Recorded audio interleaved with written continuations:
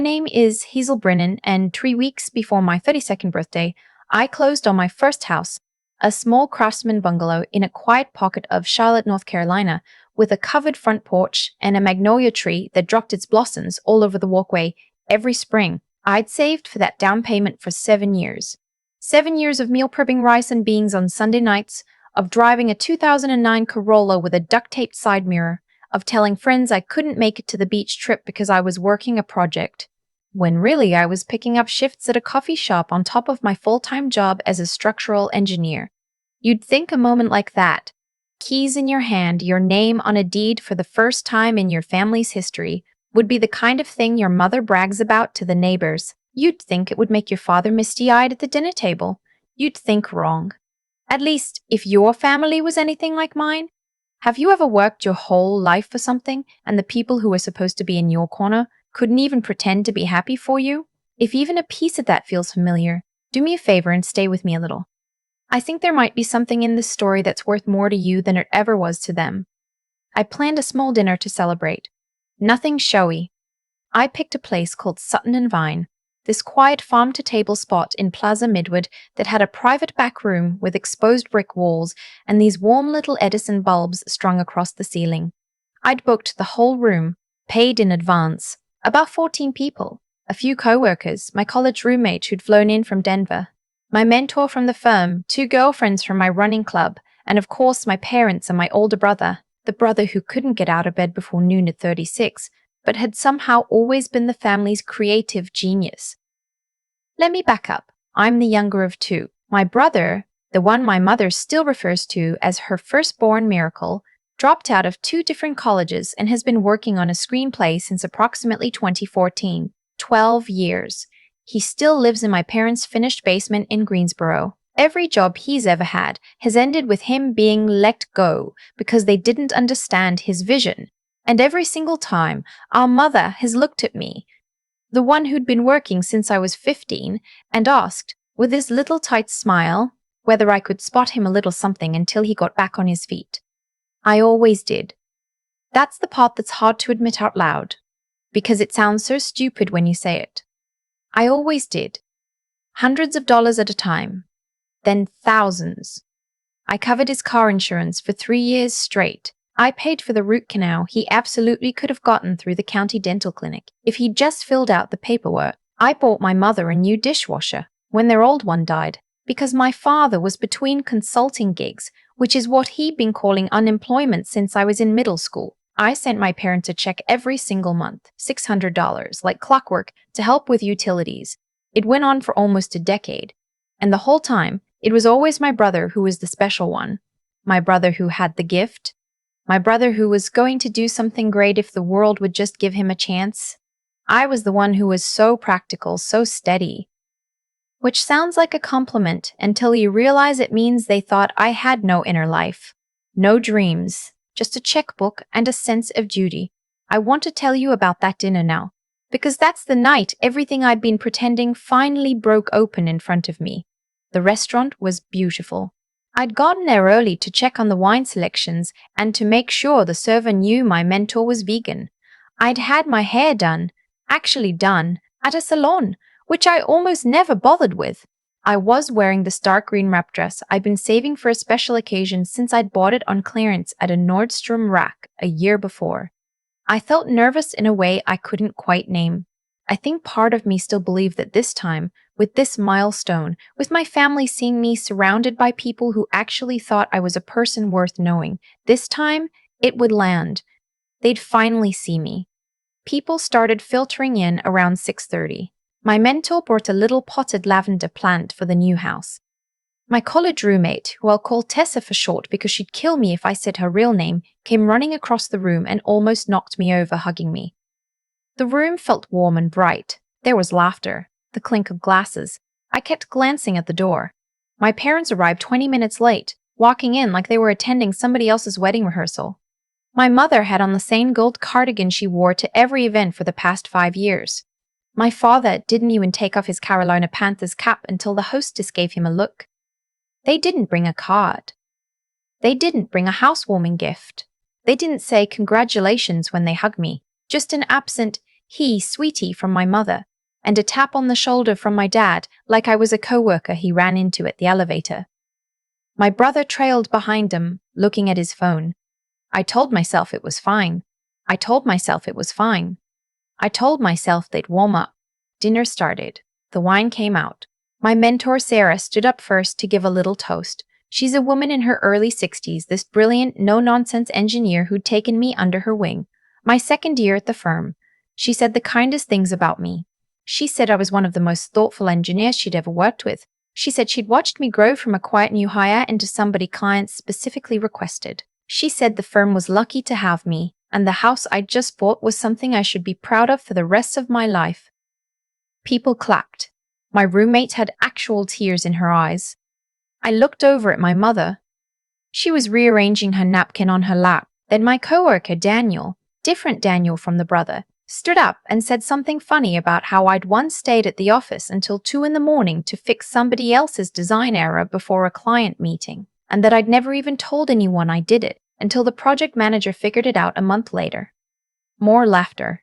More warmth in the room. A woman at the end of the table, a friend of mine from running club named Iris, raised her glass and said to my mother across the table, "You must be so proud of her. What she's accomplished at her age. It's really something." I watched my mother's face.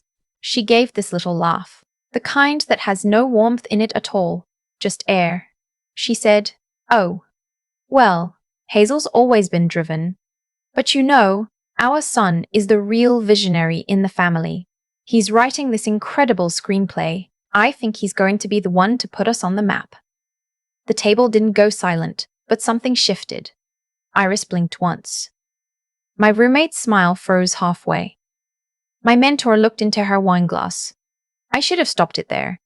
I should have laughed it off and moved the conversation along, but I'd been letting these little moments slide for 31 years, and something in me was tired in a way I hadn't been tired before. So I just sat there and watched it happen. My father picked up his fork and said, almost like he was making small talk, "I mean, it's a starter house. It's nice, but let's not pretend like buying a little bungalow is the same as making art." He laughed at his own joke.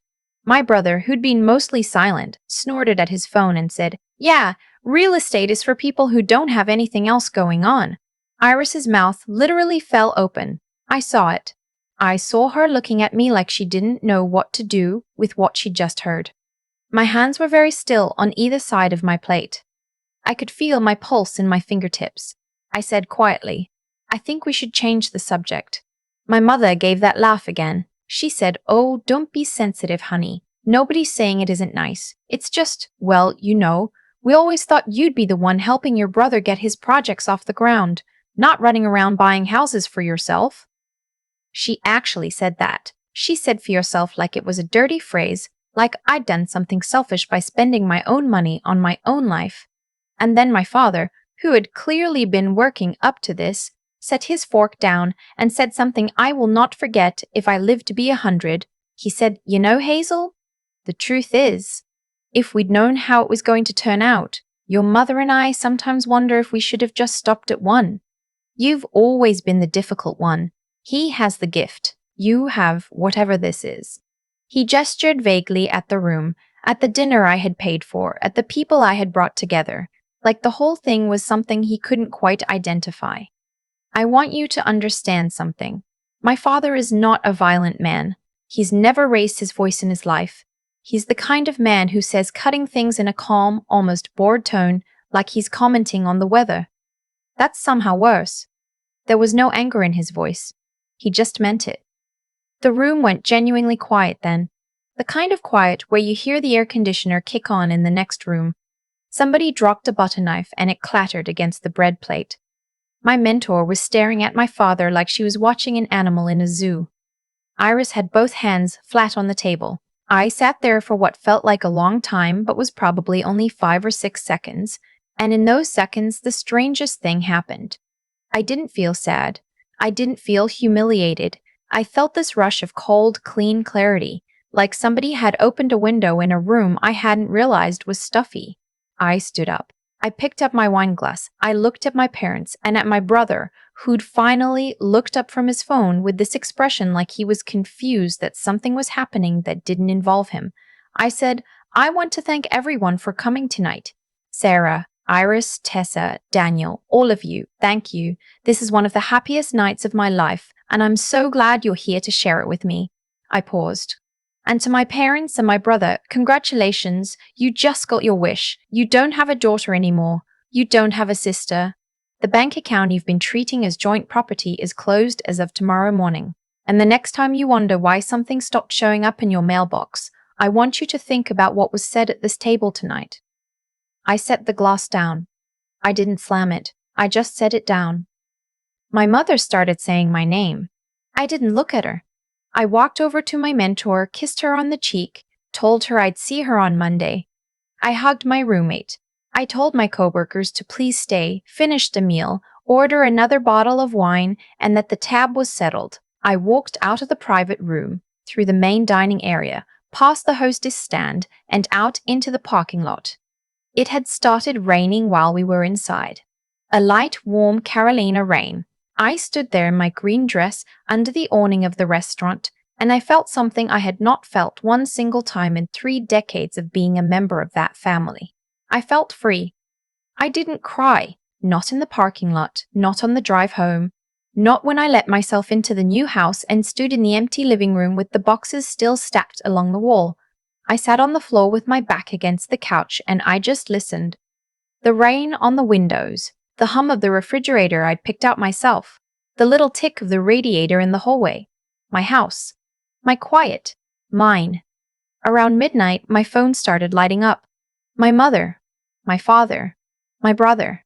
Then my mother again. Then a text from my mother that said, "You embarrassed your family tonight. I hope you're happy with yourself." Then another one 10 minutes later that said, "Call me. We need to talk about how you're going to make this right." I didn't read past the previews. I muted the thread. I went to bed. The next morning, before I'd even had coffee, I sat down at my kitchen table with my laptop, and I went through every single recurring transfer I had set up at my credit union. The $600 a month to my parents for utilities. The $300 a month to my brother's Venmo, dressed up as groceries. The line of credit I'd co-signed for him in 2019 when he insisted he needed a production loan for a short film that never got made.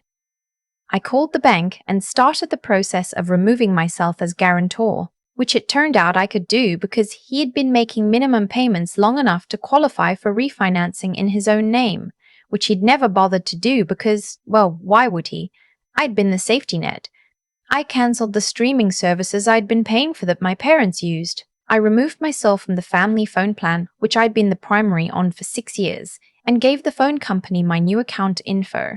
I closed the joint savings account my mother had talked me into opening for emergencies when I was 24, which had over the years accumulated my deposits and exactly zero of theirs. I moved every dollar into my own account. It took me about 90 minutes. 90 minutes to dismantle the financial life raft I'd been holding above water for almost 10 years. I felt strange afterward. Not guilty. Not victorious. Just calm. The way you feel after you've finally finished a long, ugly project at work and you can see your desk again. I called my best friend. Let's call him Wes, because that's not his name, but he'd appreciate the discretion.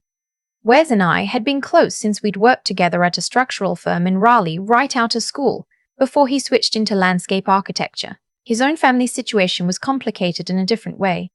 His father had been a heavy drinker who told Wes when he was 16 that he was a disappointment because he wanted to be a designer instead of joining the military.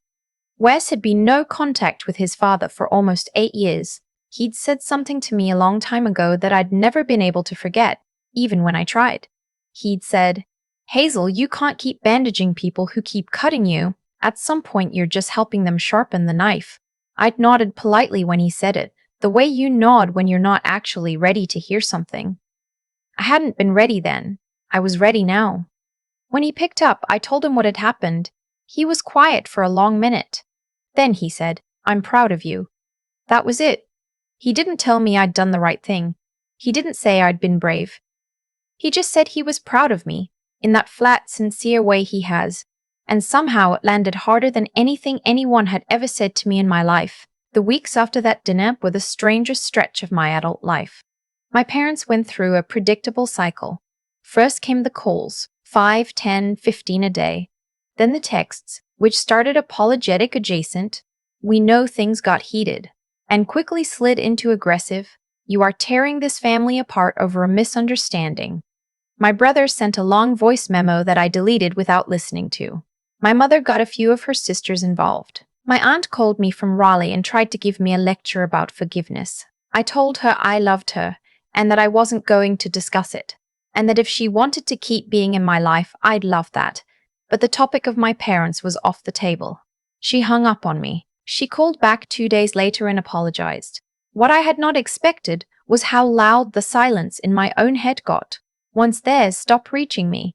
For a couple of weeks, I had this odd grieving sensation, where I'd be driving home from the grocery store and I'd suddenly think, "Oh, I should call Mom about that." And then I'd remember. And then I'd have to sit with the fact that the mother I'd wanted to call wasn't actually the mother I had. The mother I had was the one at the table. The mother I'd wanted to call was a person I had invented in my head to make the real one bearable. That was the part that hurt, not the no contact. The no contact was a relief. What hurt was looking back at 31 years of my own life and realizing how much of it I had spent loving a person who didn't exist and ignoring the person who did. I threw myself into the house. I painted the front door a deep navy. I planted herbs in the strip of dirt along the side of the driveway: basil, rosemary, thyme. I bought a used farmhouse table off Facebook Marketplace from a woman in Matthews who'd just gotten divorced. She helped me load it into my SUV and gave me a hug for no reason before I drove off. I started making real meals again instead of the protein bars I'd been living on for years. I learned how to make my grandmother's biscuit recipe, the one nobody in my family had bothered to teach me because, my brother was the artistic one and I was the practical one.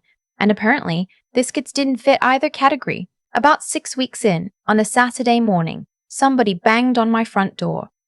Not knocked, banged. I knew before I opened it. My mother and father were standing on my porch. My father had on a button-down shirt for the first time I could remember in years. My mother had clearly cried recently. Her eye makeup was smudged in a way I knew she normally would never let me see. I could tell just looking at her that this was a performance. The hair was perfect. The cardigan was a new one. She started talking before I'd even fully opened the door. "Hazel, honey, this has gone on long enough. We need to talk. There are things you don't understand." I held the door, not all the way open, not closed. I said, "How did you know where I live?" There was a pause. My father, who had never been able to lie quickly, said, "Your brother got your address from a piece of mail. You forgot to update to the old apartment. The forwarding kicked over last month." I almost laughed. I had a vague memory of getting a letter from the homeowner's insurance company forwarded from my old place a few weeks back. I'd meant to call them. I hadn't. I said, "What do you want?" My mother stepped forward like she expected to come inside. I didn't move. She stopped. There was this awkward moment where she had to adjust her whole body to the fact that she was going to have to say what she'd come to say from a welcome mat. She said, "Your brother is in some trouble. He's been letting some bills slide and there's a collection situation. And, well, the mortgage. Your father and we got a little behind when the consulting work dried up. And the bank? We're not in a great spot, sweetheart. We need help. We need you to come back to the family." I just looked at her. My father chimed in. "We were wrong, Hazel. Things got said." "We didn't mean it the way it came out," I said. "Which part didn't you mean? The part where you said you wished you'd only had one child? Or the part where you said I had nothing to show for myself?" He started to answer. I held up my hand. I said, "I want you to listen to me because I'm only going to say this once and then I'm going to close this door and we are going to be done. For 10 years, I have been the reason you have lights on and the reason your son has been able to live the life of a person who has never had to grow up. You are not behind on the mortgage because times are tough. You are behind on the mortgage because the woman who was paying it stopped paying it, and the only reason you noticed I existed is because the money did." My mother started to cry. Real crying this time, not the performance kind. I watched it happen, and I didn't feel anything except a soft, almost sad recognition that she had finally understood something. just not the thing she thought she'd understood. I said, I'm not coming back. I'm not sending money. I'm not co-signing anything. If you would like to have a relationship with me, the kind two adults have, where you treat me like a person and not a resource, then in a year or two, you can write me a letter and we can talk about whether that's possible. But I am not the daughter who shows up because you said the magic words. The daughter doesn't live here. My father said, Hazel, this is your family. I said, no. This is the family I was born to. The family I have, I had to build. And every single one of them was at that dinner with me. Not one of them was you. I closed the door. Softly. I didn't slam it. I didn't need to. I leaned against the door for a minute. I could hear them on the porch. My mother was saying my father's name in that particular way she had when she wanted him to do something for her. After a long stretch, they walked back to their car. I heard the doors close. I heard them pull out of the driveway. And then I walked into my kitchen and I made myself a pot of coffee and I sat at my secondhand farmhouse table and I watched a cardinal land on the bird feeder I'd hung outside the window the week before. The cardinal didn't know anything had happened. The cardinal was just a cardinal eating sunflower seeds in my yard at my house. What I want to tell you, the part that took me a long time to understand, is that the freedom didn't come from the speech at the dinner. It didn't come from canceling the transfers. It didn't even come from closing the door on my parents that Saturday morning. Those were all just steps. The freedom came later, somewhere around month 4, when I noticed that I had gone a full week without bracing for a phone call, when I noticed that I'd started laughing again, not the polite laugh I'd done my whole life, but a real one, the kind that comes out of your chest before you can stop it. When I realized that I'd stopped flinching at the sound of my own name, about 8 months after that dinner, my firm asked me to lead the structural design on a community center being built in a low-income neighborhood on the east side of Charlotte. It was the biggest project I'd ever run point on. I worked harder on it than I'd ever worked on anything. The building opened on a Saturday in April, almost exactly a year after the night at Sutton and Vine, and the local paper sent a reporter to do a piece on the project. She interviewed me for about an hour. I told her about the engineering, the budget challenges, the city's involvement, and then, near the end, she asked me a softer question. She asked what had drawn me to designing public spaces. I thought about it, and I told her the truth. I told her that for most of my life, I'd built things for people who never noticed they were standing on something I'd made, and that at some point I'd realized I wanted to build things for people who would. People who would walk into a room I'd helped design and feel held by it. Even if they never knew my name, I told her that being unseen by the people who were supposed to love you teaches you a particular kind of attention to other people's invisibility, and that, if you let it, it can turn into the thing you do best. She put a version of that in the article. The article got shared more than I expected. I got a handful of emails from strangers, women mostly around my age, sometimes a little older. One of them was from a woman in Nashville who said her own mother had told her the week of her wedding that she was a consolation prize. She said reading my interview had made her sit down on her kitchen floor and cry for an hour. She said she hadn't realized until she read it that what had happened to her had a shape. She thanked me. I read her email twice. Then I wrote her back. I told her she wasn't crazy. I told her she wasn't dramatic. I told her the math of it was real, even if no one in her family would ever sit down and add it up with her. I never heard from my parents again after that Saturday morning. Not on my birthday. Not on Christmas. Not when the article came out. I don't know what they tell people about me now. I don't really care. My brother sent one more long message about a year in, asking for $2,000 to get back on his feet. I didn't respond. He hasn't tried again. I'm 33 now. The magnolia tree in my yard has bloomed twice since I moved in. The biscuits are pretty good, not as good as my grandmother's, but I'm getting there. Tessa flies in twice a year. Wes had a baby last spring. I'm her godmother. My mentor Sarah retired in the fall, and at her retirement party, she introduced me to the room as the engineer I'd like everyone here to remember the name of. I almost cried. If you'd told me, that night in the green dress under the awning at Sutton and Vine, That within 2 years I'd feel like the central character of my own life for the first time? I don't think I would have believed you. I had spent so long being a supporting role in everyone else's story that I genuinely didn't know there was another option. But here's what I want to leave you with. If you stayed with me this long, sometimes the cruelest thing the people who are supposed to love you can do isn't hitting you or screaming at you or throwing you out. Sometimes it's something quieter than that.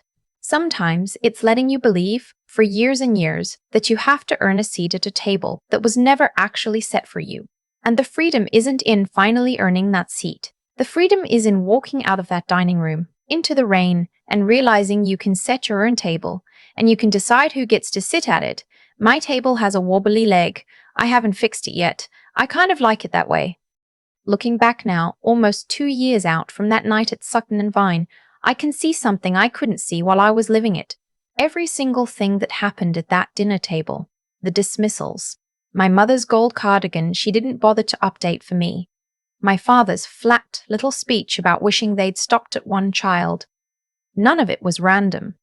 It was the harvest of seeds I had been watering for a decade. I had been paying their utilities, covering my brother's car insurance, co-signing loans, sending $600 a month like an invoice nobody had asked me to pay.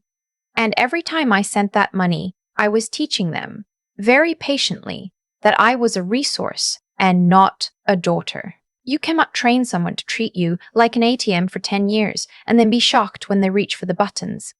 That's the hard truth I had to sit with. The cruelty at that table didn't come out of nowhere. It came out of a long, slow agreement I'd been making with my own family. An agreement that said, my worth is what I can provide for you, and I'll keep providing it until you finally see me. I thought I was buying love on installment. I was actually buying my own invisibility, one transfer at a time. What changed everything was not the speech I gave in the green dress. It was the 90 minutes I spent at my kitchen table the next morning, canceling every recurring transfer in my account. That was the real moment. Standing up in a restaurant is brave for about 30 seconds. Sitting alone the next morning and dismantling, with no audience, the financial architecture of a decade of self-erasure. That's what tested whether I actually meant what I'd said. If there's anything I want you to take from my story, it's this. Being a good person is not the same as being a useful one. I confused those two things for 31 years. I thought my integrity was measured by how much I gave, by how steady I was, by how little I asked for in return. But integrity isn't endless availability. Integrity is knowing the difference between a sacrifice that builds something and a sacrifice that just feeds a pattern. The first kind grows you. The second kind hollows you out and calls it virtue. Resilience, I learned, is not gritting your teeth and absorbing more. Real resilience is being willing to break the cycle even when breaking it makes you the villain in someone else's story. My parents will tell people until the day they die that I abandoned them. I have made my peace with that. They are entitled to their version. I am entitled to my life. And wisdom, in the end, was the quietest part. It was just learning to notice the people who actually showed up. Sarah, Tessa, Wes, and to stop auditioning for the ones who never would. The table I sit at now is the one I built. The leg is wobbly, the seats are full, and every person at it is there because they chose to be, not because I paid them to stay.